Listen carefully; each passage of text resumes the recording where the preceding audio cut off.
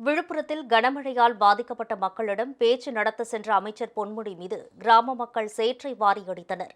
விழுப்புரம் மாவட்டத்தில் பெய்த கனமழையால் பொதுமக்கள் கடுமையாக பாதிக்கப்பட்டுள்ளனர்.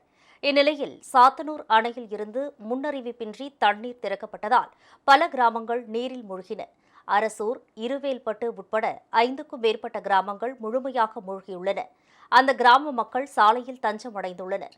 உண்ண உணவு கூட இல்லாமல் தவித்த கிராம மக்கள் தங்களை மீட்கவோ நிவாரணம் வழங்கவோ யாரும் வரவில்லை என கூறி சாலை மறியல் மற்றும் ஆர்ப்பாட்டத்தில் ஈடுபட்டனர். இந்நிலையில் மக்களுடன் பேச்சுவார்த்தை நடத்துவதற்காக அமைச்சர் பொன்முடி மற்றும் அவரது மகனும் திமுக மாவட்ட செயலாளருமான கௌதம சிகாமணி ஆகியோர் சென்றனர்.